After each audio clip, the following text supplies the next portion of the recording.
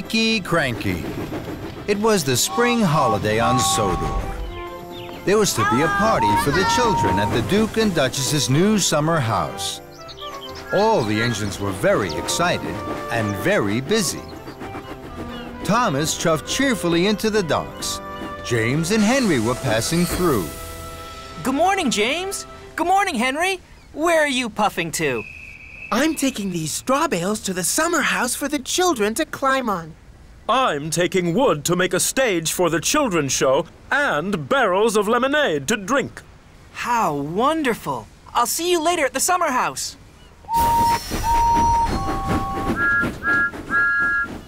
Good morning, Cranky. What's good about it? It's the Duke and Duchess's party day. Party smarty. I don't go to parties. I'm stuck here loading and unloading all day. I haven't had a moment to rest my hook. That load is for me. It's eggs for the children to paint. Hurry up, Cranky. You're creaky, Cranky. What's the matter? Are the eggs too heavy a load for you?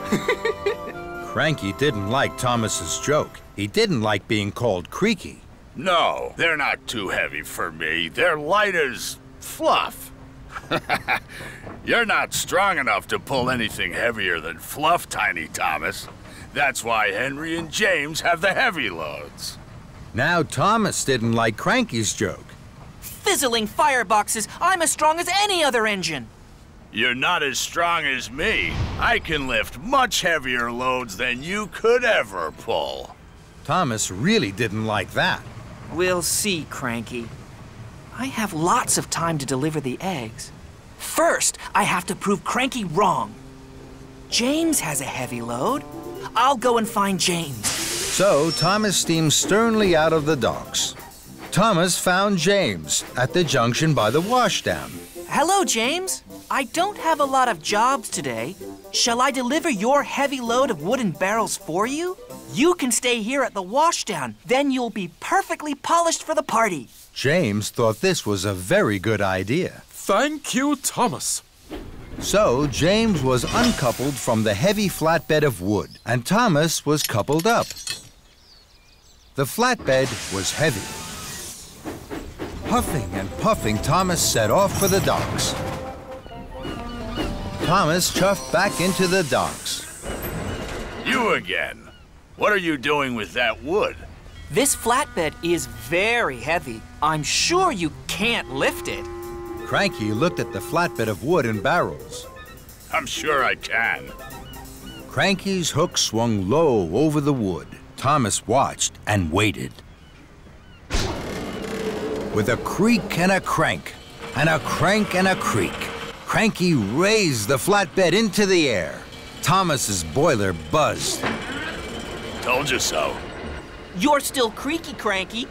And you're still Tiny Thomas. That made Thomas very cross. I will prove Cranky wrong and still have time to deliver the eggs. I'm sure Henry had an even heavier load. I'll go and find Henry. So Thomas steamed stormily away. Thomas found Henry waiting by the coal hopper for his special coal. Hello, Henry. I don't have a lot of jobs today. Shall I deliver your heavy load of straw bales for you? Then you can wait here for your special coal. Henry thought this was a very good idea. Thank you, Thomas. So Henry was uncoupled from the heavy flatbed of straw bales, and Thomas was coupled up. The flatbed was very heavy. Huffing and puffing, Thomas set off once more for the docks. Soon, Thomas puffed back into the docks. You again. Now, what are you doing with those straw bales? This flatbed is very, very heavy. I'm sure you can't lift this. Cranky looked at the flatbed of straw bales. I'm sure I can. Cranky's hook swung low over the straw. Thomas watched and waited. With a creak and a crank, and a crank and a creak, Cranky raised the flatbed of straw into the air. Thomas's funnel fizzed. Told you so. You're still creaky, Cranky. And you're still Tiny Thomas. That made Thomas even crosser.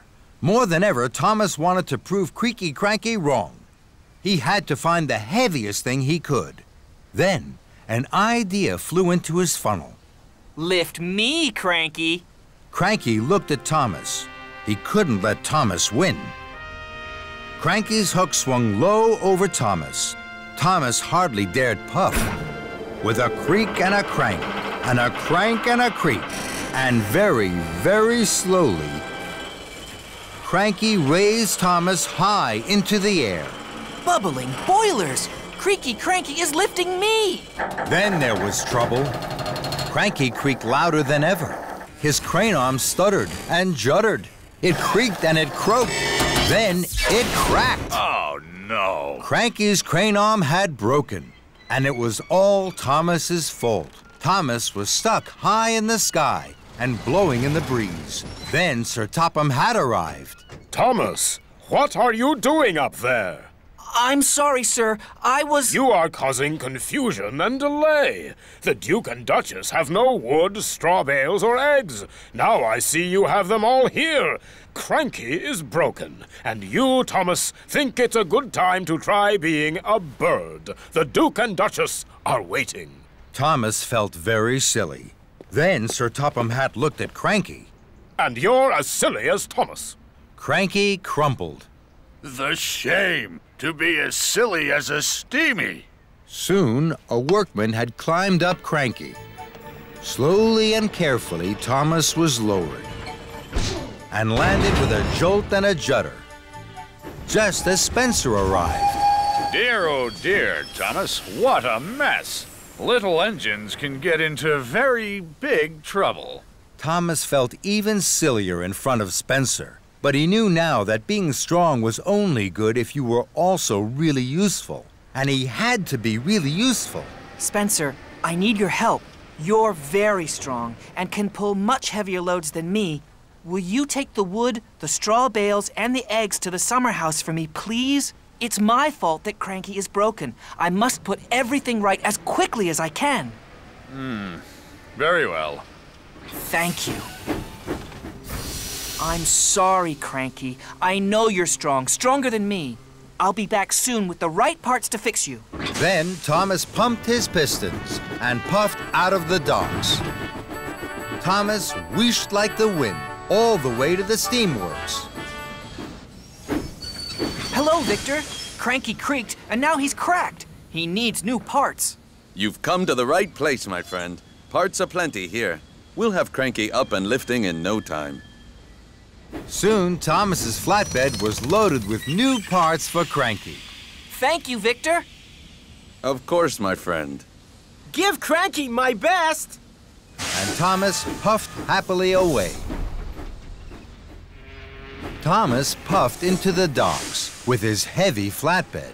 Cranky was still looking crumpled. Here you are, Cranky. We'll have you fixed in no time. Thank you, Thomas. That's a heavy flatbed. You know, you're not tiny. And you're not Creaky. Cranky laughed, and that made Thomas laugh too. The Lion of Sodor. It was a beautiful day on the island of Sodor. The sky was blue and the sun was shining brightly. Thomas was chuffing cheerfully to Brendam Docks. He felt very happy.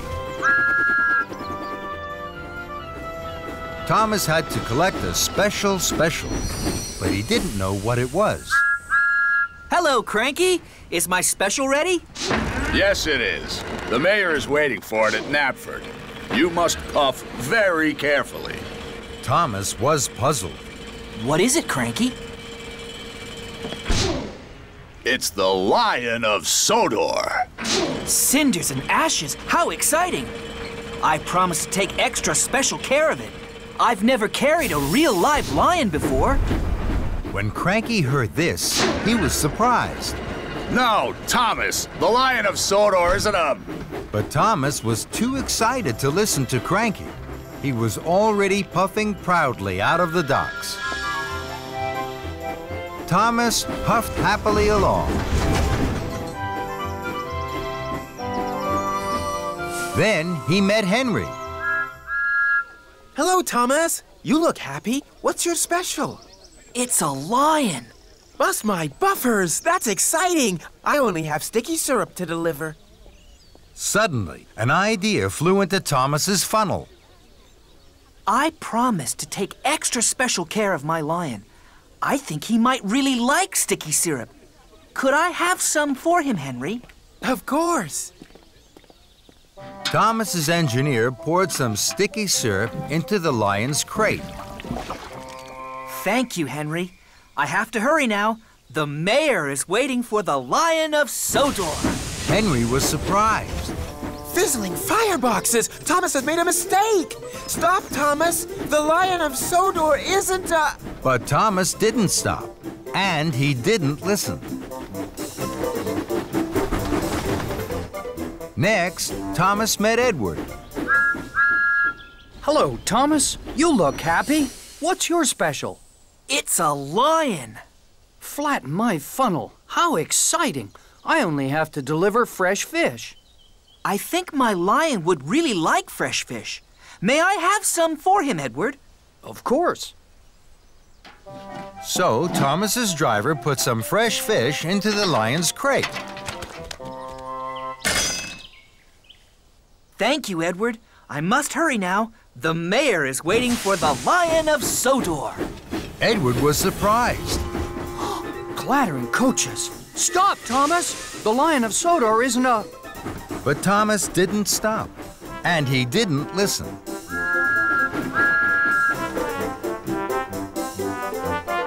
Then Thomas saw Toby. Hello, Thomas. You look happy. What's your special? It's a lion.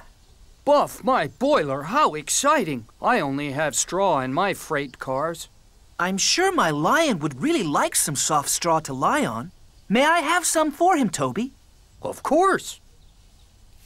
So Thomas's driver put some soft straw into the lion's crate. Thank you, Toby. I really have to hurry. The mayor will be waiting for the Lion of Sodor. Toby was surprised. Uh-oh, trembling trucks. Stop, Thomas! The Lion of Sodor isn't a... But Thomas didn't stop, and he didn't listen.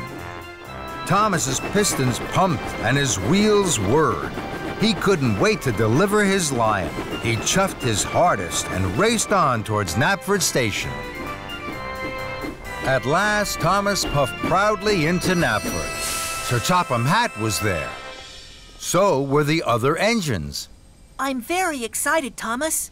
This is a big day. The Lion of Sodor is here. Thomas was uncoupled from the flatbed, and he pulled away to join the other engines. The workmen carefully opened the lion's crate.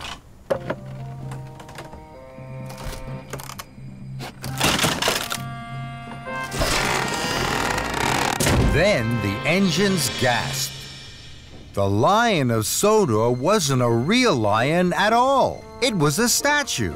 And now it was covered in sticky syrup, fresh fish, and straw. Sir Topham Hatt was cross. Thomas, this is a terrible mess. Gordon and James laughed, and Thomas felt very silly. I'm sorry. I thought I had a real lion in my crate. I wanted to take extra special care of it. I didn't know the Lion of Sodor was a statue.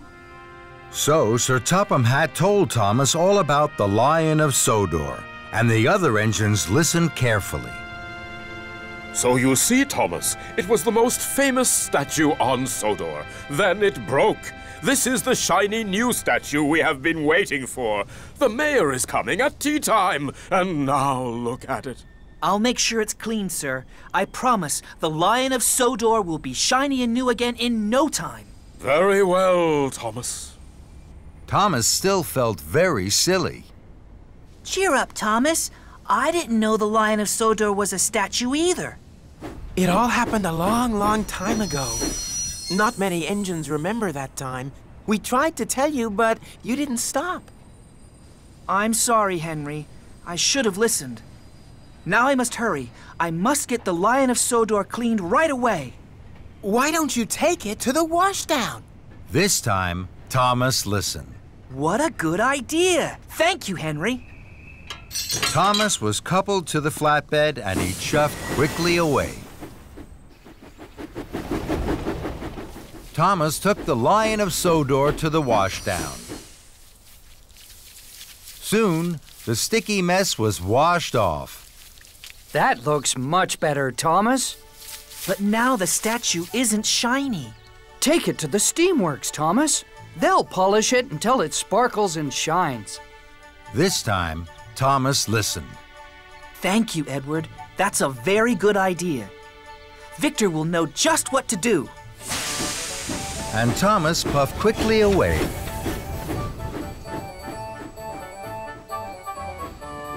Thomas took the Lion of Sodor to the steamworks. Workmen polished the statue until it shined and sparkled, just as Edward had said. The Lion of Sodor looks much better now, Thomas. But it's nearly tea time. The mayor will soon be at Knapford, and it's a long way. Take the track by the windmill. That'll get you there in time. This time, Thomas listened. Thank you, Toby. That's a good idea. Thomas took the shortcut past the windmill. He huffed and puffed as fast as his pistons could pump towards Knapford. Children cheered and passengers waved as Thomas chuffed by. Everyone wanted to see the Lion of Sodor, and everyone wanted Thomas to stop. I can't stop now. I mustn't be late. The mayor will be at Knapford, and he won't wait. And Thomas whooshed on his way. Thomas puffed proudly into Knapford Station. The mayor had just arrived. He was delighted to see the new Lion of Sodor. The statue shined and sparkled in the sun. Well done, Thomas. This is the finest statue I've ever seen. And the cleanest! Everyone cheered. And Thomas smiled from footplate to fender. Double trouble. All the engines were very excited. They chuffed cheerfully and chattered as they clattered along the tracks. Today was Sir Topham Hatt's birthday, and there was to be the grandest birthday party on Sodor. Thomas had a very special. He was to pick up Sir Topham Hatt and Lady Hatt for the party. As Thomas approached Maithwaite Station, he gasped. Ahead, he could see Sir Topham Hatt already on the platform. Cinders and ashes, I must be late. Thomas pulled into the station. He was worried. I'm sorry, sir. I thought I was early. Sir Topham Hatt turned around. Thomas gasped. Sir Topham Hatt had a mustache. Thomas was so surprised he nearly popped a piston. Thomas, my good friend, you're looking perfectly polished today. Thank you, sir. Sir Topham Hatt chuckled so loudly his top hat wobbled. Thomas was puzzled. Sir Topham Hatt never chuckled so loudly that his top hat wobbled, and Sir Topham Hatt never called Thomas his good friend. I know, Thomas. Let's go to the Whispering Woods. It's one of my favorite spots. We have plenty of time before the party. All aboard! Now Thomas was even more puzzled. He wanted to ask about Sir Topham Hatt's new mustache and why he was acting so strangely. But Thomas didn't want to look silly. So he decided not to ask. Thomas pulled away from Maithwaite Station and chuffed towards the Whispering Woods. Thomas puffed up to the Whispering Woods. Edward was there. Edward had brought children to visit the woods. Then he was to take them to the party. Hello, Edward. Hello, Thomas. You look worried. Thomas was worried. But before he could explain, Sir Topham Hatt climbed down. Marvelous! What fun! Please, sir, we can't stay long. The children mustn't be late for the party.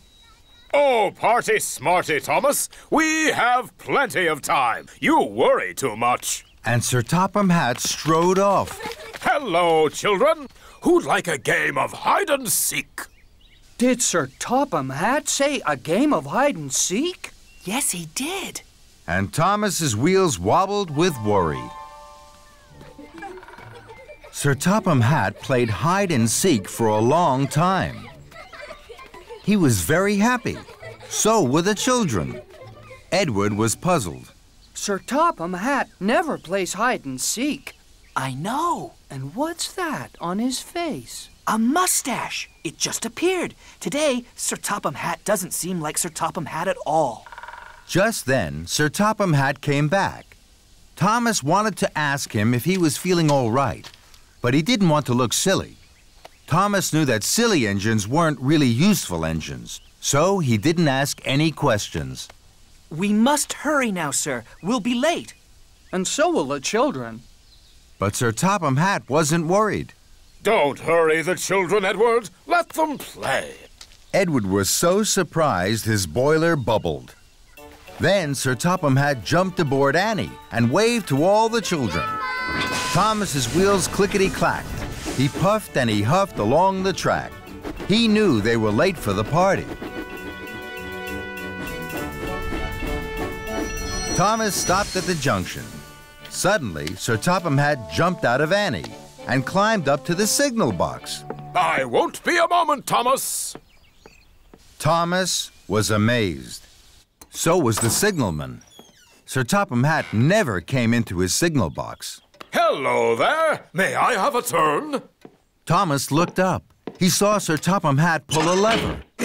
Then Thomas heard Gordon's whistle. Cinders and ashes. Here comes Gordon. Gordon had all the important visitors aboard the express. He was taking them to the party. With a clang and a clatter, the points changed. Gordon and the express were no longer on the express track. They were now on a branch line heading away from the party. Thomas heard Sir Topham Hatt whoop for joy. Hooray! Fizzling fireboxes. I must ask Sir Topham Hatt why he's being so strange. But when Sir Topham Hatt came down from the signal box, Thomas didn't say anything. He still didn't want to look silly. What fun! All aboard, Thomas!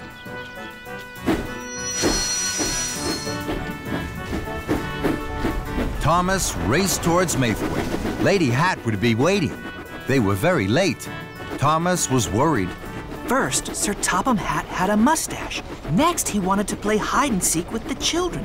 Then he sent Gordon off the express line and away from the party. Sir Topham Hatt is acting very strangely indeed. Thomas puffed into Maithwaite. The station master was cross. Thomas, you're late. Sir Topham and Lady Hatt had to go to the party and Bertie the bus. But Bertie hasn't arrived at the party. Neither have the children or the very important visitors. Thomas was puzzled. If Sir Topham Hatt is on Bertie, then who's on board Annie? Just then, Thomas's passengers stepped down. Thomas knew he had to ask a question he hadn't asked before, even if he looked silly. Excuse me, Sir Topham. You don't quite seem yourself today. Is everything all right? Thomas's passenger beamed brightly. Yes, Thomas, but I'm not Sir Topham Hatt. I'm Sir Loam Hatt, Sir Topham's brother. Thomas was amazed. That explained everything. But he wished now that he had asked his question earlier. Now there was no time to waste if he wanted to be a really useful engine. Bertie must have broken down. We must find him right away. Sir Topham Hatt's brother was very excited. Hooray! Another game of hide-and-seek! Now Thomas was stern. No, Sir Loam Hatt. I have to work hard and quickly. Otherwise, your brother's party will be spoiled. So Loam boarded Annie, and Thomas puffed away. Thomas found Bertie the bus. Smoke billowed from his engine. Bertie looked very unhappy. So did Sir Topham and Lady Hatt.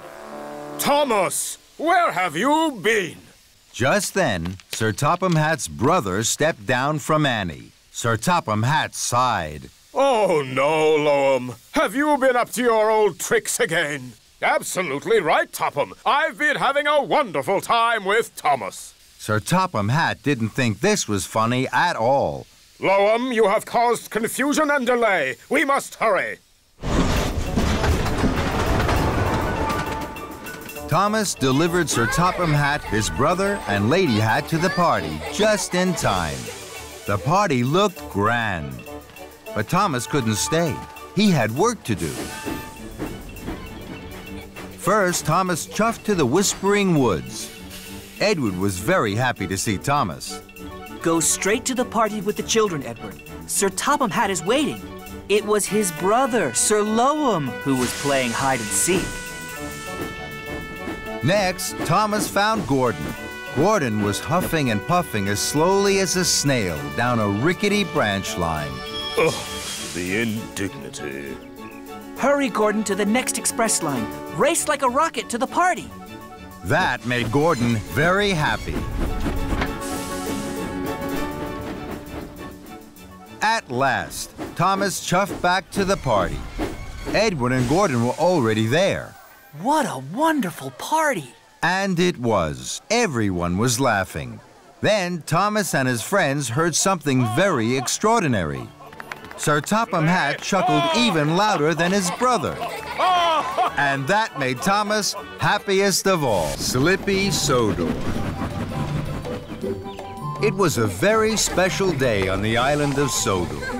The Mr. Bubbles clown show was coming to town. Mr. Bubbles was famous. He could blow the biggest bubbles ever seen. All the engines were happy and excited, except for Thomas. He had a cracked funnel and had to puff to the steamworks for repairs. At the steamworks, everything was huffing and puffing and steaming and wheeshing, everything except Thomas. He waited sadly on the turntable for Victor to arrive. Thomas didn't like it when he needed repairs. It meant waiting inside and not having fun out on his branch line. Don't look so miserable, Thomas. We'll find you a nice spare funnel and have you out and about in no time. Kevin, let's see what we have for our good friend Thomas. Yes, boss! Coming right up! Sorry, boss. It was a slip of the hook. Oh, Kevin. Well, that won't do at all, my friend. This funnel is much too small. Kevin, let's try something a little larger. Yes, boss. Right away, boss. Suffering Sodor, Kevin. What are you doing? Sorry, boss. It was a slip of the hook. Yes, we know, Kevin. We know. Try this one for size, Thomas. No, no, no, no. This one is too large. We only have one more spare funnel, boss. I'll be back in 2 toots of a whistle. Let's hope it's a good fit, my friend, or you'll be here for quite a while. Here it is, Thomas. Oops. Sorry, Thomas. It was a slip of the Hook. I know, Kevin. I know. Magnificent. A perfect fit. This funnel makes me feel silly. Not at all, my friend. It's splendid. It will help you puff very well until your old funnel is fixed. Now chuff along. I hear that Mr. Bubbles has a very special for you at Brendam Docks. Thomas chuffed into Brendam. He was very unhappy. Mr. Bubbles was waiting. He was very happy to see Thomas. Hello, Thomas. Mr. Bubbles has a very important job for you, Thomas. This is my very special bubble liquid. It makes the biggest bubbles you have ever seen. I need it for my show this afternoon. Please take it to Knapford Station.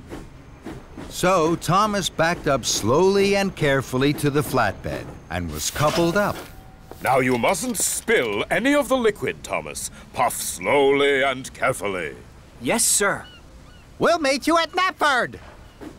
Then James chuffed up. Hello, Thomas. That's a funny funnel. Thomas didn't want a funny funnel. He wanted his old funnel back. And he didn't like James laughing at his funny funnel. So Thomas pumped his pistons and raced away as quickly as he could. He forgot all about going slowly and carefully. Later, Thomas stopped at a crossing. He saw Gordon. Hello, Thomas. Oh, that's a funny funnel. Thomas didn't want a funny funnel. He wanted his old funnel back, and he didn't like Gordon laughing at his funny funnel. So Thomas pumped his pistons and raced away from Gordon as quickly as he could. He wasn't thinking about going slowly and carefully. Bubble liquid splished out and sploshed onto the road, but Thomas didn't notice. Sir Topham Hatt was driving Mr. Bubbles on the road.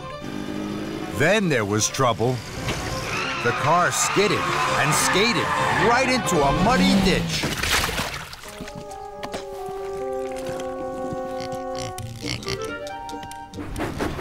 Thomas raced on. He stopped at a signal and saw Henry in a siding. Hello, Thomas. Oh, that's a funny funnel. Thomas didn't want a funny funnel. He wanted his old funnel back. And he didn't like Henry laughing at his funny funnel. So Thomas pumped his pistons and raced away from Henry as quickly as he could. He still wasn't thinking about going slowly and carefully. Sir Topham Hatt and Mr. Bubbles drove toward a bridge.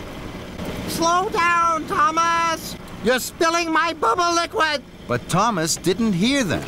More bubble liquid splished out and splashed onto the road. Sir Topham Hatt's car skidded and skated right into a haystack. But Thomas didn't notice. He went even faster. And so did Sir Topham Hatt and Mr. Bubbles.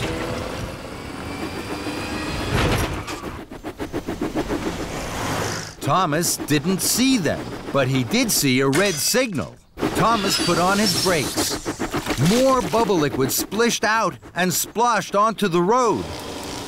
Sir Topham Hatt's car skidded and skated right into a pond.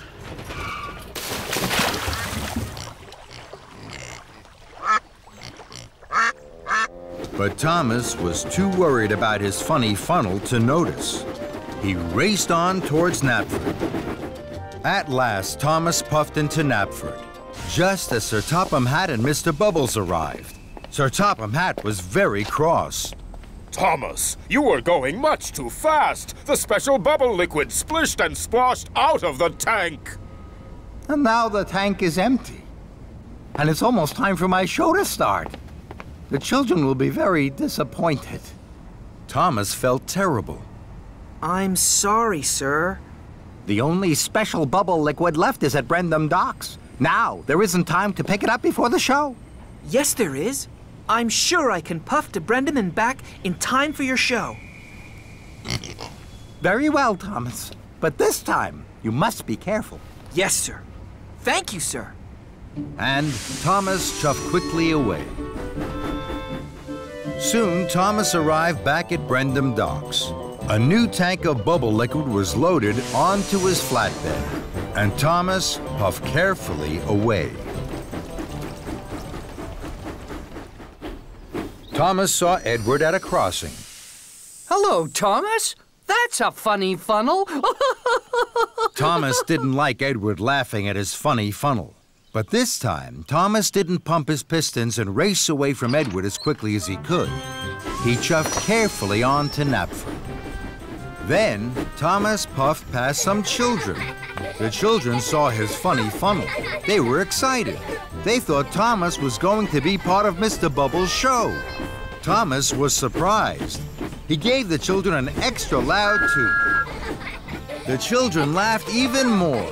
Thomas liked to see the children laughing. They're laughing at my funny funnel. It makes them happy. And that made Thomas happy. Thomas steamed back into Knapford. The children cheered. Well done, Thomas. You haven't spilled one drop of my special bubble liquid. And you're just in time for my show. Later, the children clapped and cheered at the Mr. Bubbles Clown Show. They had never seen such big bubbles. Then the children spotted that Thomas's funny funnel looked just like Mr. Bubbles' hat. Thank you, Thomas. The funniest engine on Sodor. Soon, everyone was laughing, and Thomas most of all.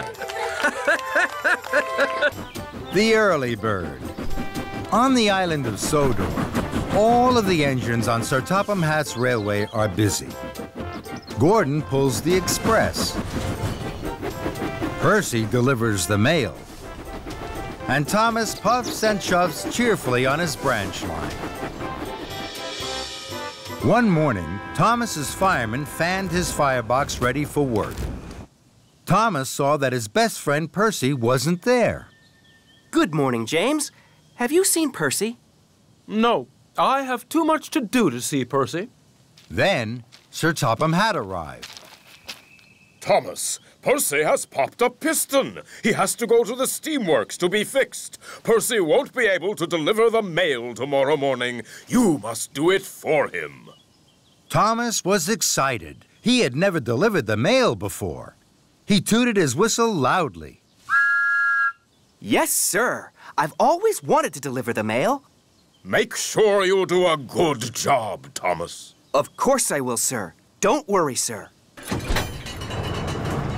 Then Thomas puffed proudly away to his branch line.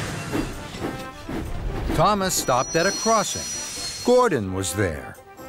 Percy is being fixed. Tomorrow, I'm going to deliver the mail run for him. Percy's mail run? Have you asked Percy how to do it? Don't worry, Gordon. I know all about delivering the mail. Do you indeed? Then the gate opened, and Thomas puffed quickly away.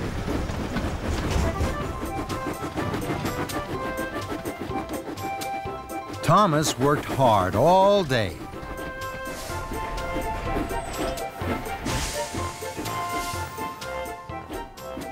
That night, he went to see Percy at the steamworks. Percy didn't look happy. Is your piston fixed, Percy? No, it's still broken. Don't worry. I'm going to do your mail run tomorrow. Thank you, Thomas. Shall I tell you what to do? I know what to do, Percy. Now, I have to go to sleep. I shall be up very early. Well, if you're sure, Thomas. Very sure, Percy. I have to go back to Tidmouth now. I need lots of sleep. Goodbye. Percy watched as Thomas chuffed away.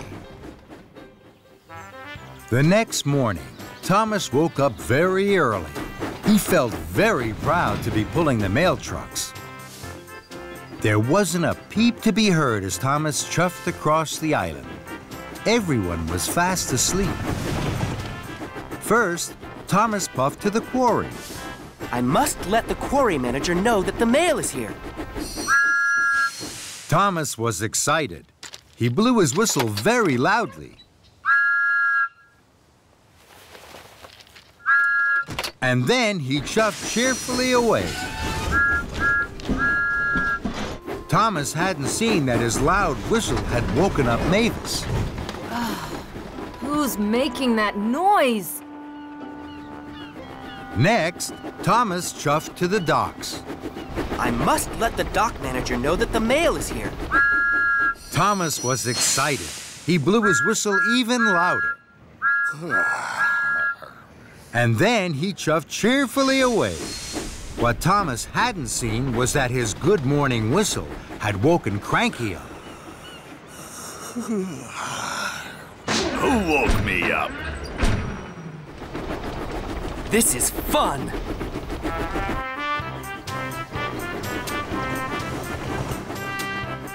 Lastly, Thomas steamed into the steamworks. I must let the steamworks manager know that the mail is here. Thomas was so excited, he blew his whistle louder than ever. And then he huffed happily away. What Thomas hadn't seen was that he had woken Victor and Kevin up. Oh, what's that noise, boss? Who knows, Kevin? Who knows? Some early bird. Thomas worked hard all morning. Everywhere Thomas went, he blew his whistle loudly.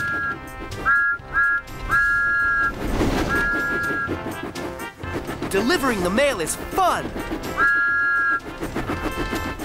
Soon, Thomas had delivered all the mail. It was time for him to puff back to Tidmouth Sheds for a rest. As Thomas passed through the quarry, he saw Mavis. Her freight cars were being loaded with slate. Then there was trouble. Mavis hadn't lined up her freight cars under the hopper. Slate spilled everywhere. That's strange. Mavis never makes mistakes. What Thomas didn't see was that Mavis was fast asleep under the hopper. That's why she had put the freight cars in the wrong place. Next, Thomas passed through the docks. Cranky was unloading some big crates from a ship. Then there was trouble. Cranky dropped the crates. They fell to the ground with a smash and a crash. That's strange. Cranky never makes mistakes. What Thomas didn't see was that Cranky had fallen fast asleep. That's why he had dropped the crates. Thomas pulled into Tidmouth Sheds. He wanted to tell Percy all about the mail delivery, but Percy wasn't there. Sir Topham Hatt was there. He was cross.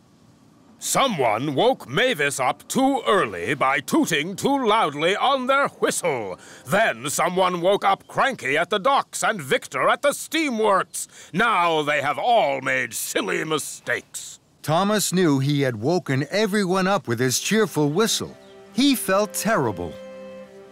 I'm very sorry, sir. It was me. Then, Thomas, as Percy is still not fixed, you must do a better job tomorrow. I will, sir. I promise, sir. Then Gordon arrived. He had heard all about Thomas's trouble with the mail run. You were right, Gordon. Delivering the mail is a hard job. I should have asked Percy what to do. And this time, I will. That evening, Thomas visited Percy at the steamworks. He asked him all about delivering the mail, and Percy told him all about being quiet. The next morning, Thomas set off early, pulling the mail cars. He stopped at the quarry. This time, he didn't blow his whistle. He puffed very quietly so that he didn't wake Mavis. Next, Thomas stopped at the docks. He didn't blow his whistle here either. And he didn't wake Cranky up.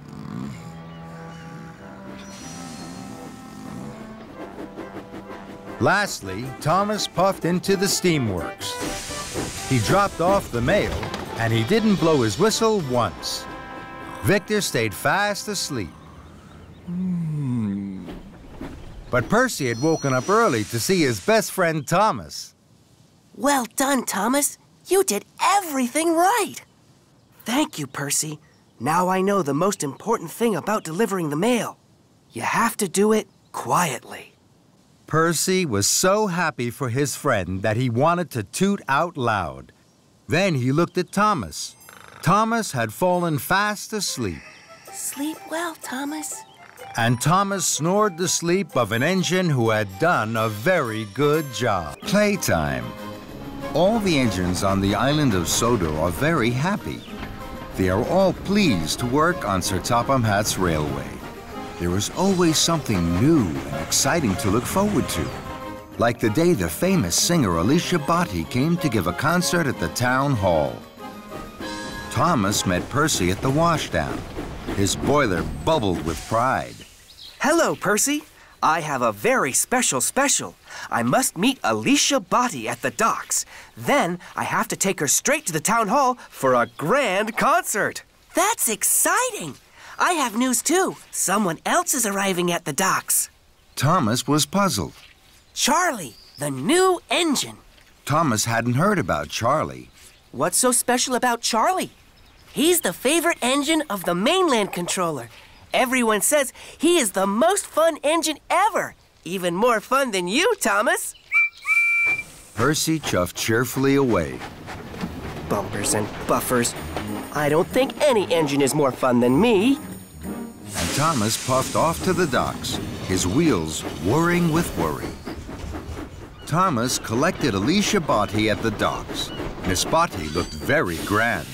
I'm pleased to be traveling with you, Thomas. Thomas's pistons popped with pride. Then he saw Charlie.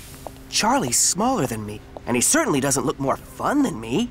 Hello, are you Thomas? Yes, I am. I'm Charlie. I've heard a lot about you. You have? The engines on the mainland say you're even more fun than me. Thomas was surprised. Then Sir Topham had arrived. Thomas, Charlie has a busy first day. Edward has broken down. Charlie must pick up Edward's freight cars of seats from the steamworks. Then he has to collect ice cream from the dairy and red carpet from Knapford Station. If Charlie needs help, I'm sure you will look after him. Yes, sir. Yippee! Want to come with me? Why? It'll be fun. Sorry, I'm busy. I heard you were a fun engine. Maybe you're not fun at all. Thomas didn't like being told he was no fun at all. I'll come with you to the steamworks, and then I'll take Miss Botti to the town hall. I'm sure I have plenty of time. So Thomas steamed slowly towards the steamworks, and Charlie followed behind. Thomas chuffed carefully to a junction. Miss Botti smiled sweetly from her passenger car. Charlie pulled alongside. This isn't fun. I'll show you fun. Yippee! Thomas couldn't let Charlie be more fun than him. He pumped his pistons, bubbled his boiler, and fizzed his firebox. The race was on.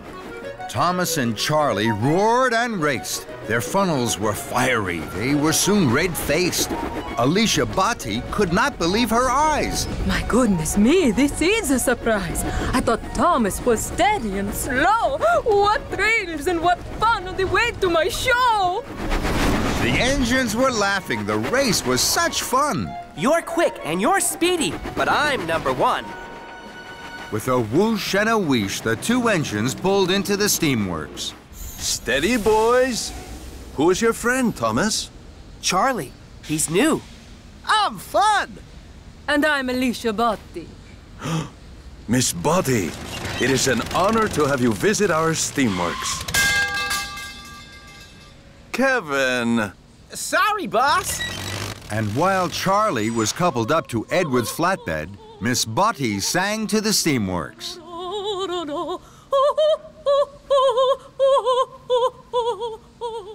Then it was time to go. You are fun, Thomas. Let's go to the dairy. Thomas knew he should take Miss Botti straight to the town hall, but he didn't want Charlie to think he wasn't fun. I'm sure I still have time to get Miss Botti to the town hall. So Thomas and Charlie left for the dairy.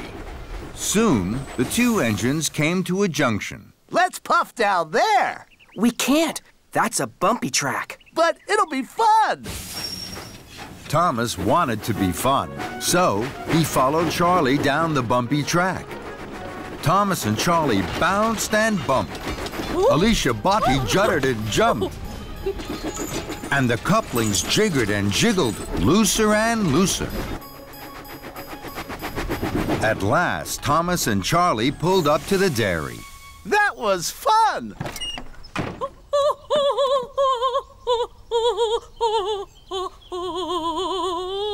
And this is even more fun. We must go, Miss Botti. You mustn't be late for the concert. Bye-bye! If you were a really fun engine, you would race me to Knapford.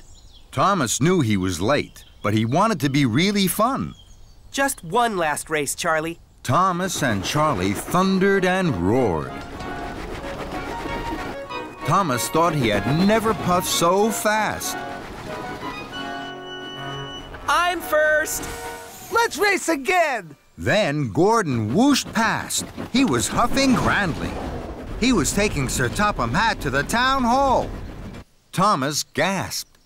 I'm late. I must whoosh like the wind to the town hall. Thomas pumped his pistons, and he chuffed away quickly in a cloud of steam. I mustn't be late. I mustn't be late.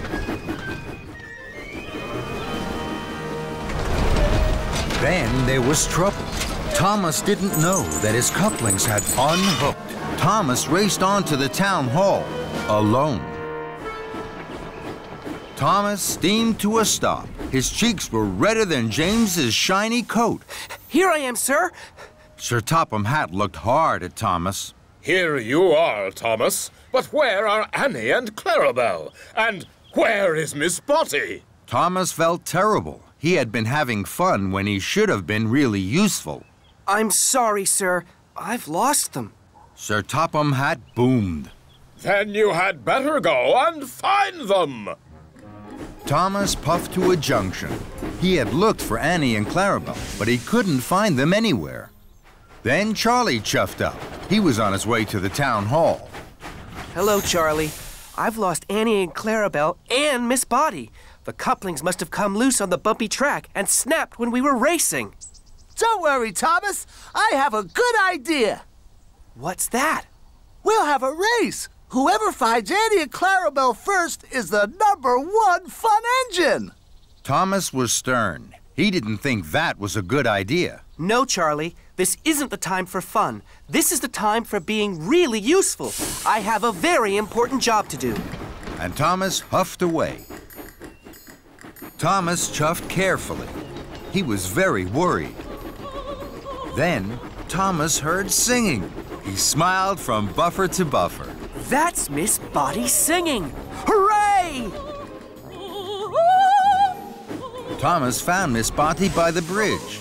He had never heard anything as beautiful as Miss Botty singing. Miss Botty must go. I'm sorry I kept you waiting. And Miss Botty cheerfully waved goodbye as the crowd clapped and cheered. Thomas puffed to the town hall with Annie and Clarabelle.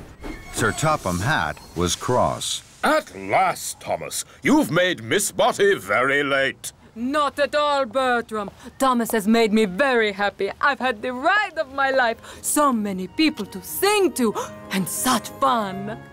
That made Thomas smile, and so did his fun friend Charlie. Thomas and the pigs. There are lots and lots of farms on the island of Sodor. There are farms with sheep. There are farms with cows. There are farms with goats.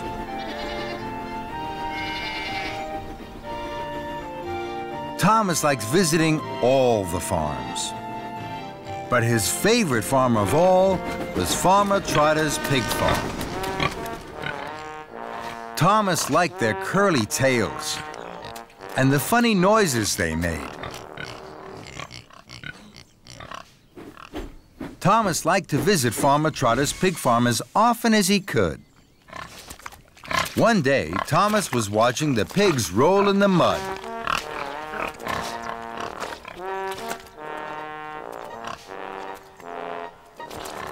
Farmer Trotter was happy to see Thomas. Hello, Farmer Trotter.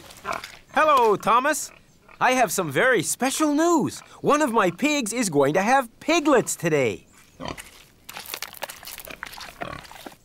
Thomas was excited.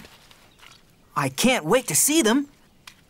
I need some soft straw for the piglets. I'd like you to go to Farmer McCall's right now to collect it. He will be waiting for you. Thomas was happy to help. Yes, Farmer Trotter. So Thomas chuffed cheerfully away with his empty flatbed. On his way to Farmer McCall's, Thomas thought about the pigs. I'm sure the piglets will like the soft straw. I wonder if there's anything else they like. Thomas puffed up to the dairy. He saw Percy. Thomas told Percy all about the piglets. How exciting! I wish I could see them, but I have to deliver this milk. Thomas looked at the milk churns. An idea flew into his funnel. I'm sure the piglets would like some milk. May I have some? Of course you can, Thomas. So the milk churns were loaded onto Thomas's flatbed. Thank you, Percy. I must go. Farmer McCall is waiting for me. And he steamed away. Thomas felt pleased. I wonder what else the piglets might like.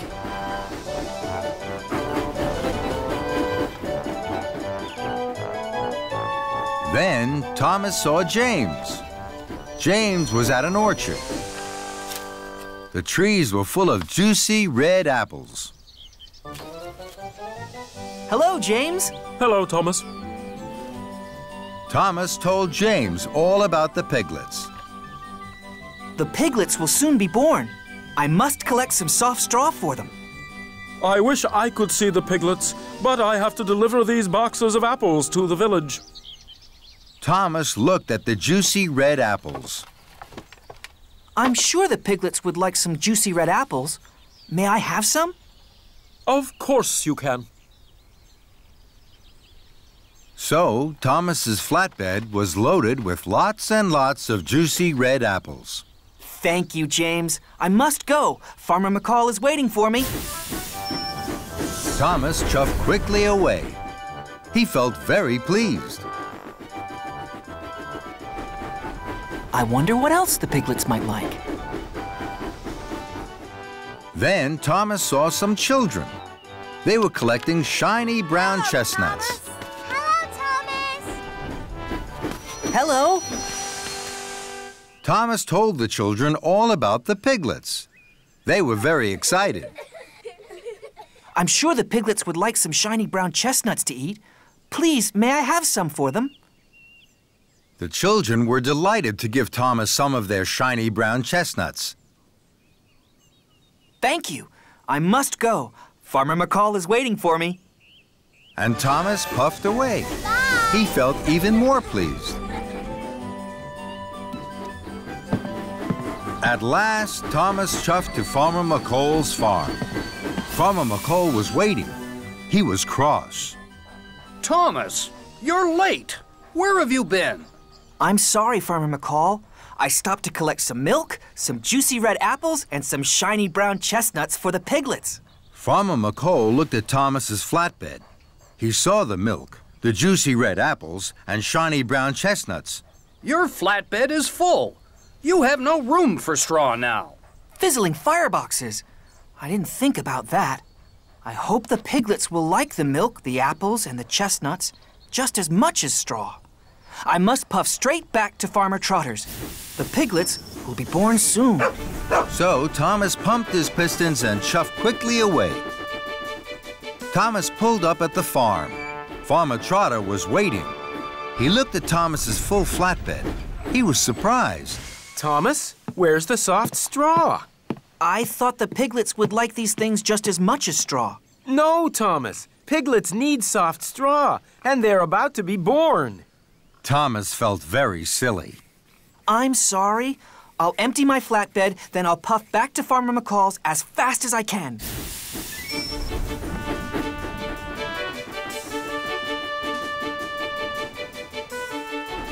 I must get the straw. There can be no delay. The piglets will need it by the end of the day.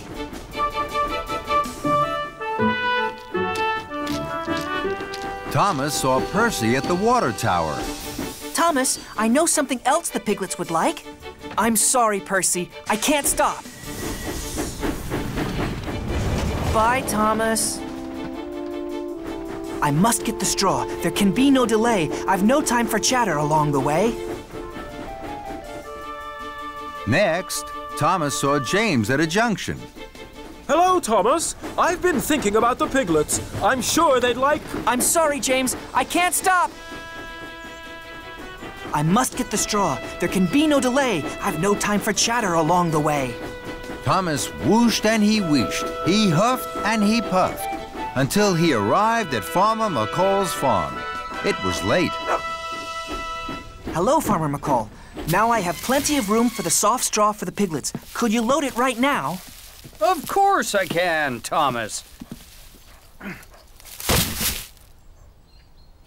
Thank you, Farmer McCall. I must hurry.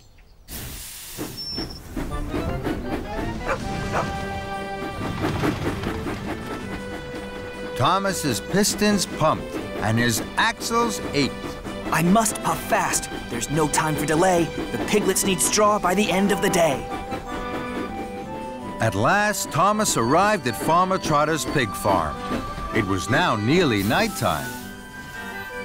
Thomas saw that the pigs had gone. Cinders and ashes. I'm too late. You're just in time, Thomas. I need that soft straw right away. Farmer Trotter unloaded the straw from Thomas's flatbed, and he took it away to make a nice soft bed for the piglets. The piglets have just been born.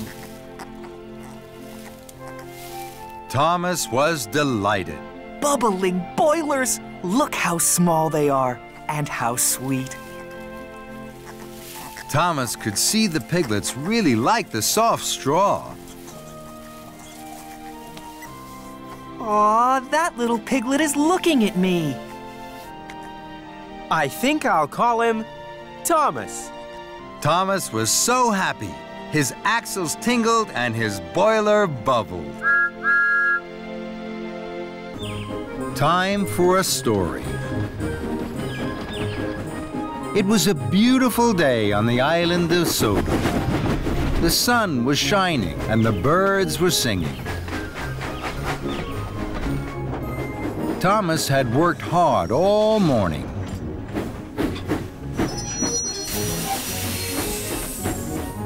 He tooted happily to the children as he chuffed back to Tidmouth Sheds. Sir Topham Hatt was waiting. He had an important special. This afternoon, there is to be a special story time for the children at the library. I need an engine to collect the new storybooks from Maithwaite Station and take them to the library. Thomas wished his hardest that he would be given the special. Listening to stories with the children was his favorite thing to do. Thomas, you will deliver the special. Make sure the books are at the library on time. Thomas was excited. Yes, sir. And Thomas chuffed cheerfully away. Thomas puffed fast along the tracks. I mustn't be late for story time. I'll chuff and I'll puff to be there on time.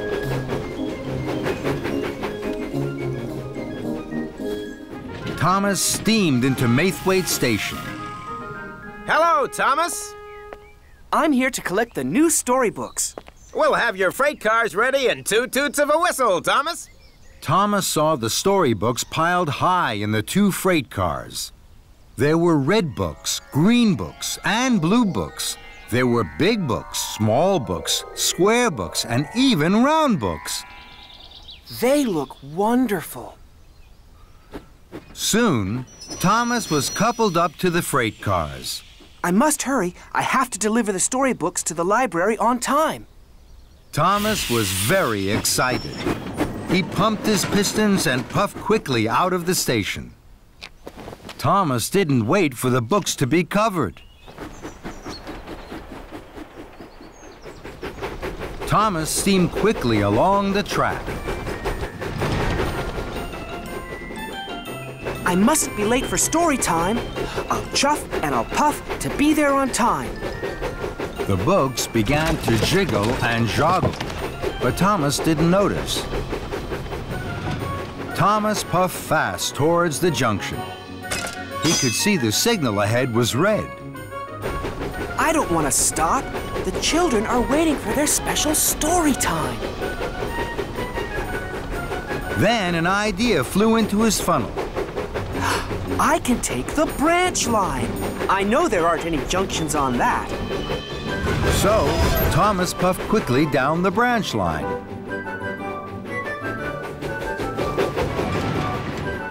Thomas felt very pleased. He chuffed faster and faster, and the books jiggled and joggled more and more. But Thomas didn't notice. I mustn't be late for story time. I'll chuff and I'll puff to be there on time. Thomas raced round a bend. Ahead, there was a sign for works on the track. Oh, bother!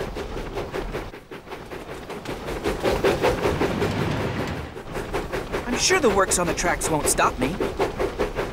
So Thomas puffed faster and faster. Then there was trouble. Workers were mending the broken track. The broken track was very bumpy. Thomas bumped and jumped. The books jiggled and joggled. Then Thomas hit the biggest bump of all. Whoa! Cinders and ashes!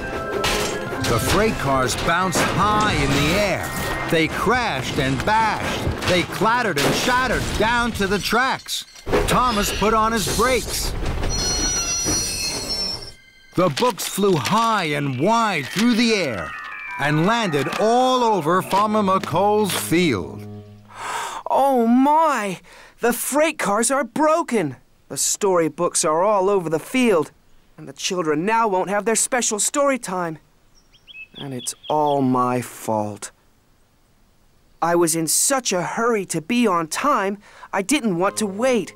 I should have waited for the books to be covered, and I shouldn't have taken the bumpy branch line. Oh dear. Fizzling fireboxes. What am I going to do? Thomas looked at the storybooks. The sun was shining on them. The books looked even redder and greener and bluer than they had in the freight cars. The storybooks look so pretty in this field. I wish the children could see them. Then an idea flew into his funnel. I'll bring the children to the storybooks. They can have a picnic story time in the sunshine. That really will be special. So, Thomas puffed off to collect the children. First, I must collect Annie and Clarabelle. Victor and Kevin were busy at work as Thomas chuffed into the Sodor steamworks. Hello, Victor. I'm here to collect Annie and Clarabelle. I'm going to take the children to a special picnic story time in the sunshine. That's a wonderful idea, my friend. The children will like that. They always have their best time with you, Thomas. Thomas was pleased Victor and Kevin liked his idea. Later, Thomas huffed happily out of the steamworks with Annie and Clarabelle. Thomas puffed proudly up to the library at the town hall. The children were waiting. They were very surprised to see Annie and Clarabelle instead of cars of storybooks. Today, I'm taking you to an extra special story time. It's a picnic story time in the sunshine. All aboard! The children had never had a picnic story time. They thought it was a wonderful idea. Thomas blew his whistle and chuffed cheerfully away. Thomas puffed towards the junction. This time, Thomas waited.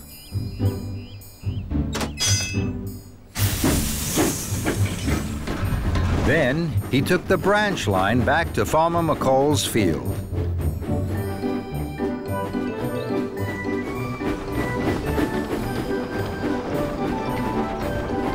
Thomas chuffed slowly and carefully up to Farmer McColl's field. Here we are, the Picnic Story Time Special. The children cheered. They could see all the different colored books in the field. They were very excited. This was the best story time ever. Thomas watched as the children ran onto the field.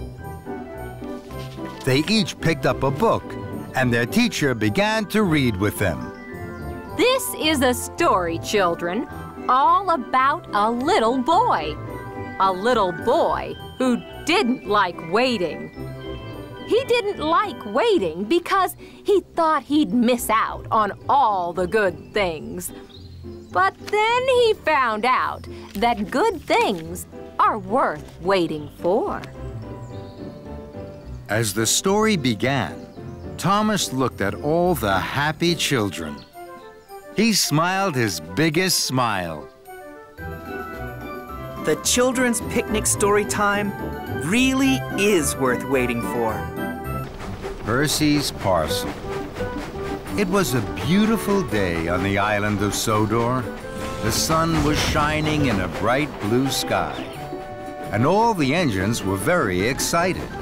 There was to be a special party. It was Sir Topham Hatt's mother's birthday. Sir Topham Hatt arrived at Tidmouth Sheds. He had a special for Thomas. Thomas, you are to collect passengers for the party from Brendam Docks. Thomas was excited. Yes, sir. Percy hoped that Sir Topham Hatt had a special for him, but he didn't. Don't worry, Percy. I'm sure you'll have a special later. But Percy still felt sad. Mavis rolled by and stopped. She could see Percy was unhappy. What's wrong, Percy? I don't have a special. Everybody else does. Don't worry, Percy. I'm sure Sir Topham Hatt will come back with a special just for you. And when he does, be sure to tell me all about it. Just then, Sir Topham Hatt did come back. Percy was surprised. Percy, you have the most important special of all. You must collect my mother's special birthday parcel from Brendam Docks. Then you must deliver it to the birthday party at Knapford Station. Percy beamed from buffer to buffer. Yes, sir. Thank you, sir. Percy was excited. Mavis was right. Percy puffed into Brendam Docks. He gasped. The parcel was the most special parcel he had ever seen.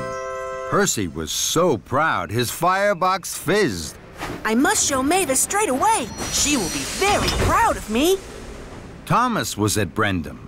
He was pleased for his friend. Percy, you have the most important special of all. I know. I'm going to show Mavis my special straight away. But don't you have to go to Knapford Station? Percy didn't want to listen to Thomas. I have plenty of time to puff to Knapford. First, I will show Mavis my special. So, Percy set off for the quarry as quickly as he could puff. Percy steamed into the quarry. He looked for Mavis. Mavis was busy. Rocky was loading heavy crates onto freight cars, and Mavis was shunting them. It was hard work. Hello, Mavis. Hello, Percy. Look at my special. I'm sorry, Percy. I can't stop now. I'm too busy. Don't worry, Mavis. I'll wait. Look out, Percy! But it was too late. Oh, no! Rocky dropped his heavy load of slate.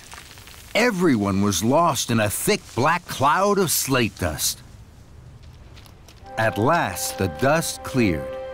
Mavis, Rocky, and Percy were covered in thick gray dust, and so was Percy's special. Percy was upset. Bubbling boilers! Look at the birthday parcel! What am I going to do? Percy thought as hard as he could. At last, an idea flew into his funnel. I'll go to the washdown. My special will be cleaned there as good as new. Percy, shouldn't you go straight to the party at Knapford? Percy didn't want to listen to Rocky. I'll go to Knapford Station as soon as I've shown Mavis my special. I still have plenty of time. So, Percy steamed quickly away. Percy huffed and puffed to the washdown. James was already there having a polish. My, Percy, whatever happened to you? Percy felt very silly. I'd like a very good wash, please. The workmen got straight to work. Water and soapy bubbles sprayed everywhere. Soon, Percy was gleaming green again. But his special looked terrible. Bubbling boilers! The birthday parcel is wetter than wet! What am I going to do? Percy thought as quickly as he could. At last, another idea flew into his funnel. I'll take my special to the Sodor Steamworks. Victor will help me. His hot air blowers will dry the birthday parcel. Percy, shouldn't you go straight to the party at Knapford? Percy didn't want to listen to James. I'll go to Knapford Station as soon as I've shown Mavis my special. I'm sure I still have plenty of time. and Percy chuffed quickly away. Percy raced like the wind to the steamworks. Percy looked for Victor at the steamworks. He couldn't find him anywhere, but he did find a workman. I'd like to be dried as quickly as you can, please. The workman was happy to help. Hot air whooshed and whirred all over Percy and all over his special. Soon the workman had finished. Percy felt very pleased until he saw the birthday parcel. Wobbling wheels! It's all crinkled and crumpled. What am I going to do? Percy thought as hard as he could, but this time, no ideas flew into his funnel at all. So Percy steamed sadly away. Percy clickety-clacked slowly along the track. Now he didn't want to show Mavis his special. He had spoiled Sir Topham Hatt's mother's birthday parcel, and he couldn't go to the party at Knapford now. Percy didn't want anyone to see him, so he chuffed into a siding to hide. He felt terrible. Then he heard Mavis and Edward chuff to the junction. Hello, Mavis. You look happy. I am. I've just picked up these brand new crates. Suddenly, Percy stopped feeling sad, and he started to listen very carefully. Brand new crates? Victor had just delivered them to the steamworks. I've never pulled brand new crates before. Goodbye, Edward. A brand new crate is just what I need. Percy pumped his pistons and puffed away to the steamworks. Hello, Victor. Hello, my friend. How can I help you? I've just seen Mavis with brand new crates. May I have one, please? Well, what for? To put my birthday parcel in. Well, of course you can, Percy. That made Percy very happy. Thank you, Victor. Soon, a new bright red crate was sitting on Percy's flatbed. This will be the grandest parcel Sir Topham Hatt's mother has ever been given. I must hurry now. Everyone will be waiting. Thank you, Victor. And Percy puffed proudly out of the steamworks. Sir Topham Hatt and his mother were waiting at Knapford Station. Sir Topham Hatt was cross. Then Percy puffed in. The brand new bright red birthday parcel looked wonderful. Everyone cheered. Happy birthday, ma'am. Here's your very special birthday present. Sir Topham Hatt's mother beamed, and even Sir Topham Hatt smiled. As the workmen opened the crate, everyone wanted to see what the present was. Sir Topham Hatt's mother was most excited of all. Then everyone gasped. It was a beautiful portrait of Sir Topham Hatt's mother. Oh, my Bertram! What a wonderful surprise! I'm very happy. That's the most special I've ever seen, Percy. Percy smiled from footplate to fender. He was sure he was the happiest engine of Toby's new whistle. It was a bright, sunny day on the island of Sodor. All the engines chuffed cheerfully. Everyone was smiling. Everyone except Toby. Toby was at the steamworks. Toby's bell had stopped working.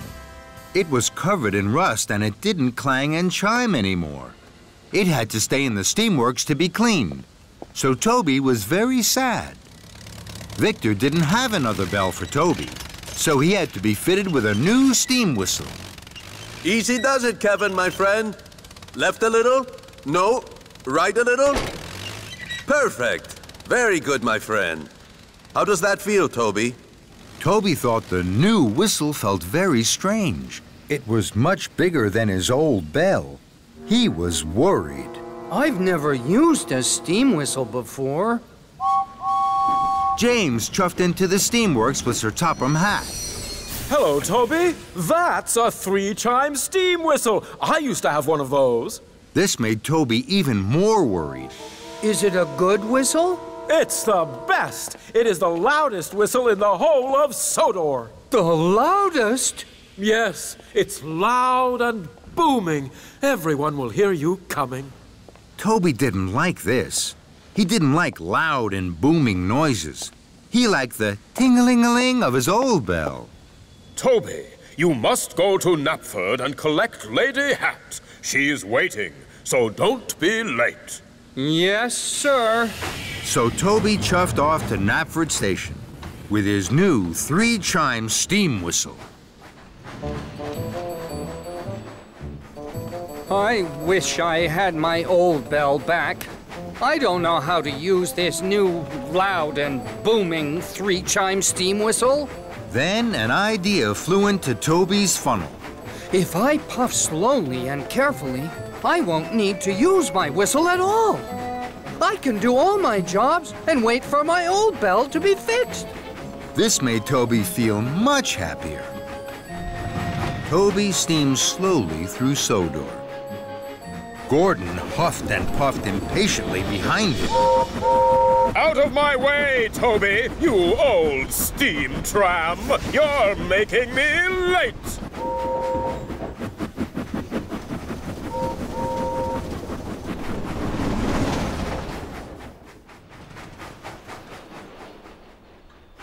Later, some cows were on the tracks in front of Toby. He couldn't puff past them. Go away, cows, please. I need to chuff through. But the cows didn't take any notice of Toby. They didn't move. They were too busy mooing and chewing. Toby knew what he needed to do. He needed to blow his new steam whistle, but Toby was scared. I don't want to use this new 3-chime steam whistle. I wish I had my little bell back. Then another idea flew into Toby's funnel. I know what I can do. I'll get help. So, Toby reversed down the track to find help. Some farm workers were working in the field. Excuse me. Hello? Hello? The farm workers didn't hear Toby. Toby blew steam and rattled his rods. But the farm workers still didn't hear Toby. They were too far away. Bust my buffers, they can't hear me. Toby knew he should use his new steam whistle, but he was still too scared. I wish I had my little bell back. So Toby puffed on. Somewhere he had to find help. But Toby couldn't find anybody to help him. So he huffed back to the cows. I do hope the cows have gone back to their field now. But the cows hadn't gone back to their field. They were still mooing and chewing all over the tracks. Oh, no! Toby tried to biff them with his cow catcher, but they still wouldn't move. Oh, no, Henrietta! I think we're trapped. Then there was trouble. Toby heard a noise that made his wheels wobble. Another engine is coming. They'll crash into the cows. The engine steamed around the corner. It was Thomas. Thomas was racing like the wind. His firebox was fuming, and his boiler was burning brightly. I have to tell Thomas about the cows. I'll have to use this new whistle. Toby closed his eyes. His firebox flared. Steam blew into his new 3-chime steam whistle. It was the loudest whistle anyone had ever heard on Sodor. What was that?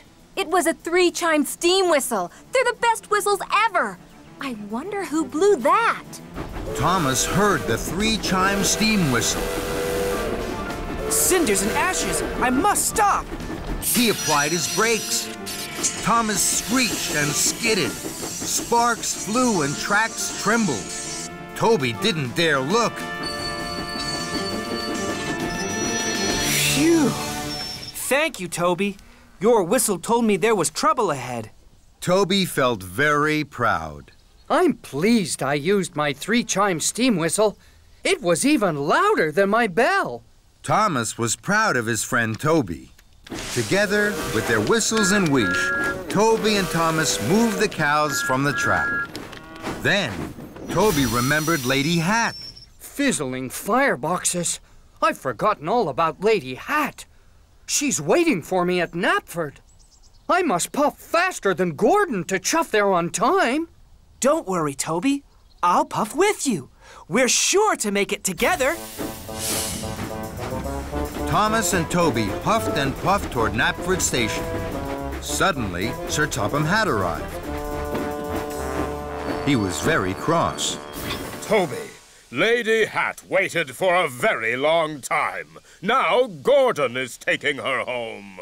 Toby was upset. He knew he hadn't been a really useful engine. I'm sorry, sir. Then, Toby stopped. He saw something ahead. There's a fallen tree across the tracks. And Gordon is steaming straight towards it. Oh, no! Don't worry, sir. I know just what to do. Toby bubbled his boiler and pumped his pistons. He blew his 3-chime steam whistle as loudly and as boomingly as he could. Gordon heard Toby's whistle. He applied his brakes and screeched to a halt. Toby, did you blow that whistle so loudly? Yes, I did. It was my new 3-chime steam whistle. For a steam tram, you have a lot of puff. Thank you. Well done, Toby. Toby couldn't have felt more proud. Good job, Toby. Toby was back at the steamworks. His little bell was ready. It glistened and gleamed as if it were brand new. Toby was happy. Bye-bye, big new steam whistle. Victor and Kevin had heard the news that Toby had saved Thomas and Gordon. Well, Toby, my friend, it sounds as if you had a very busy day. Did you like the new 3-chime steam whistle? It was very useful. You can keep it if you like, my friend. No, thank you. My bell is the best of all. A blooming mess. It was a special day on the island of Sodor. Knapford Station was going to be decorated. All the engines were very busy and very excited. Sir Topham Hatt was at Tidmouth Sheds. Knapford Station is being decorated. There are lots of jobs to do. Thomas, you must go to the quarry and collect slate for the new roof. Yes, sir. Emily, you must go to Maithwaite Station and collect the flowers for the new window boxes. Flowers? How lovely! I know all about flowers. I know that buttercups are yellow. Emily! And then, take them to Knapford Station. Yes, sir.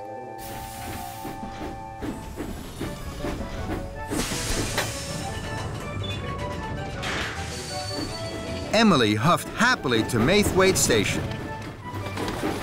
She passed Toby. Toby was delivering wood for Knapford's new floors. Hello, Toby. Hello, Emily.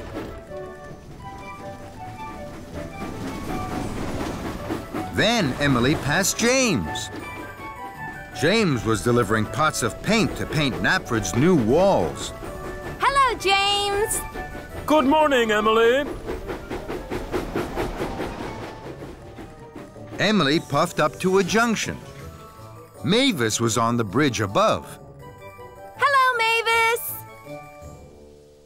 But Mavis didn't say hello to Emily. Emily was surprised. Mavis? Mavis! Hello? Mavis still didn't say hello to Emily.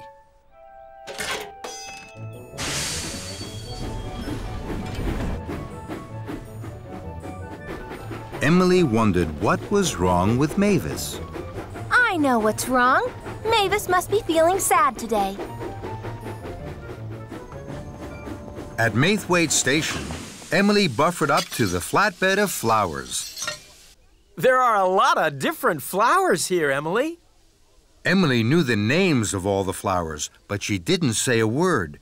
She was thinking about Mavis. She wanted to make Mavis happy. Then, an idea flew into her funnel. I'm sure flowers would make Mavis happy. I have lots of them. I can leave some of them at the quarry for Mavis. So, Emily didn't puff straight to Knapford Station with the flowers. She took the track to the quarry instead. Emily huffed happily into the quarry. She couldn't see Mavis anywhere. I know. I'll decorate the quarry with flowers. That will make Mavis very happy when she comes back. Emily looked for a place to put some flowers. This is the perfect place. Mavis will see the flowers here as soon as she arrives. Emily felt very pleased with herself. Now, I must find somewhere else to put some more flowers. Emily looked around. She didn't see Edward puff into the quarry behind her, but she did hear the loud crash. Fizzling fireboxes! What was that? Edward had crashed straight into the flatbed of flowers and rolled towards the hopper. Edward, look out! Those flowers are going to make Mavis happy. Pardon? Edward was confused. I'm sure flowers by the hopper would make Mavis happy. The hopper's so gray and dusty. Emily felt even more pleased with herself. Now, I must find somewhere else to put some more flowers. Emily looked around. She didn't see Thomas reverse towards the hopper behind her, but she did hear the loud crash. Bubbling boilers! What was that? Cinders and ashes! Bust my buffers! Watch out for the flowers! They're going to make Mavis happy! At that moment, Mavis pulled into the quarry. Whatever has happened? Emily looked at Mavis. Mavis wasn't happy. She was very upset. What has happened to my quarry? And what are those flowers doing here? Emily gasped. The flowers haven't made Mavis happy. The quarry is in a terrible mess, and it's all my fault. Emily chuffed up to Mavis. You didn't say hello today, so I thought you were sad. I brought the flowers because I wanted to make you happy. Mavis sighed. I wasn't sad. I didn't say hello because I was thinking about all the jobs I had to do today. Emily felt very silly. I wish I had asked if you were sad. Then I wouldn't have brought the flowers and the quarry wouldn't be in a terrible mess. Mavis looked at the mess. She looked very sad. Emily wanted to think of a way to make Mavis happy. And now she knew she had to ask. Mavis, what would make you happy? I would like the quarry to be tidy and all the engines to be really useful. Emily felt very pleased she had asked Mavis. Now she knew exactly what to do to make Mavis happy. I can't move! I'm covered in slate dust, and my firebox has gone out. Don't worry, Thomas. I'll shunt you over to the coal hopper. You'll soon be burning brightly again. Thank you, Emily. So Emily worked hard. She puffed and she huffed, and she heaved Thomas to the coal hopper. Then she biffed and she bashed the flower beds away from the hopper so that Edward could shunt his freight car to be filled.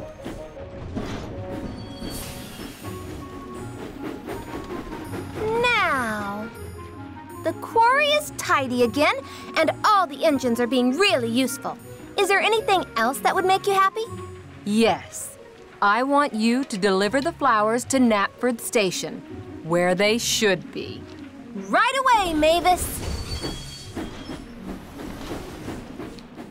At last, Emily arrived at Knapford Station. Here are the flowers for the new flower boxes. Thank you, Emily.